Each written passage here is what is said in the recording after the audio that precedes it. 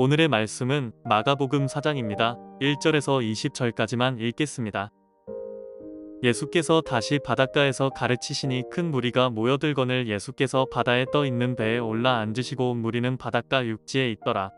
이에 예수께서 여러 가지를 비유로 가르치시니 그 가르치시는 중에 그들에게 이르시되 들으라. 씨를 뿌리는 자가 뿌리러 나가서 뿌릴새 덜어는 길 가에 떨어짐에 새들이 와서 먹어버렸고, 덜어는 흙이 얕은 돌밭에 떨어짐에 흙이 깊지 아니하므로 곧 싹이 나오나 해가 돋은 후에 타서 뿌리가 없으므로 말랐고, 덜어는 가시떨기에 떨어짐에 가시가 자라 기운을 막음으로 결실하지 못하였고, 덜어는 좋은 땅에 떨어짐에 자라 무성하여 결실하였으니 30배나 60배나 100배가 되었느니라 하시고, 또 이르시되 들을 귀 있는 자는 들으라 하시니라.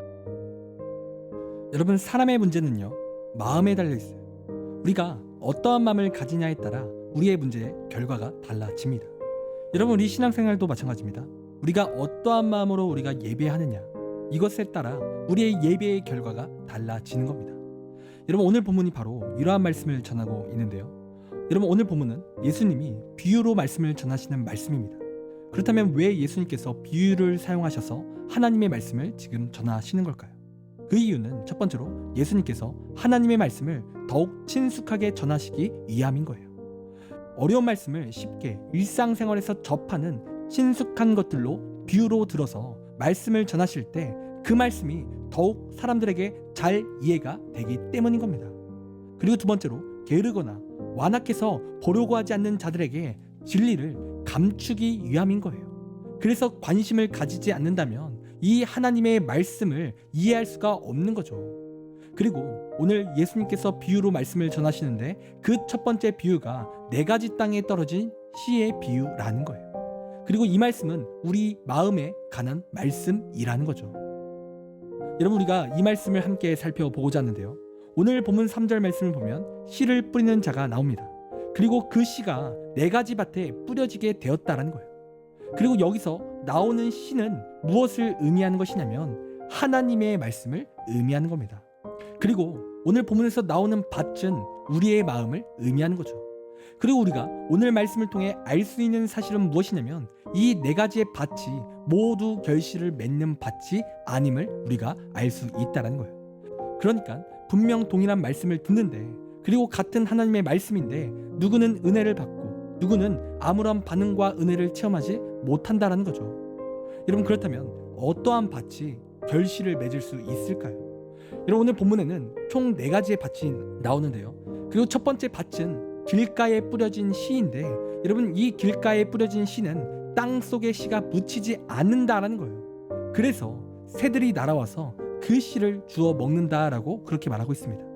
여러분, 이 밭이 의미하는 바는 무엇이냐면 아무리 좋은 말씀이 선포되어도 그 말씀을 거부한다라는 의미인 거예요. 아예 들을 생각이 없는 거죠. 즉 믿음이 없는 마음이라는 거예요. 그리고 두 번째로 돌밭에 뿌려진 씨예요. 이들의 마음은 열심히 말씀을 들어요.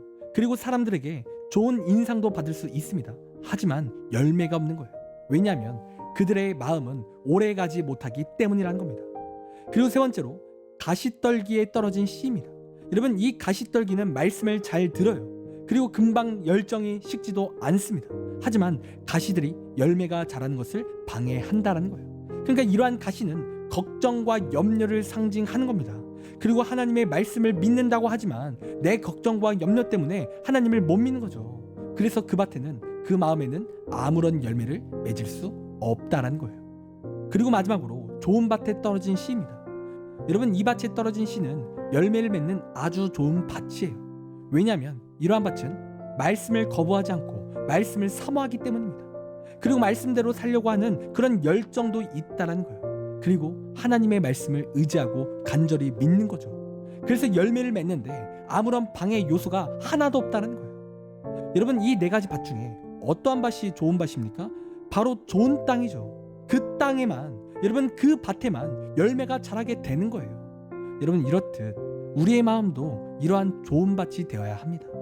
우리가 하나님의 말씀에 관심도 없고 또 언제든 변하는 마음이고 또 세상 염려와 걱정거리만 가득하다면 여러분, 오늘 본문이 말하는 그 좋은 밭이 우리가 될 수가 없습니다.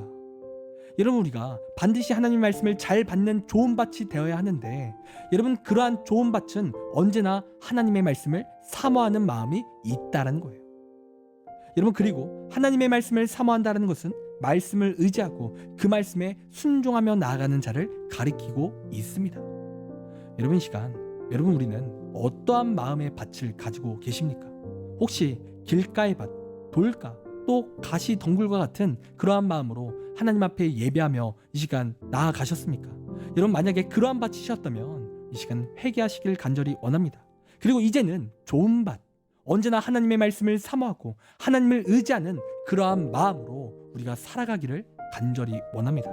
우리가 그렇게 살아갈 때 하나님의 놀라운 은혜와 열매들이 우리의 삶에 풍성히 맺히게 될 것입니다.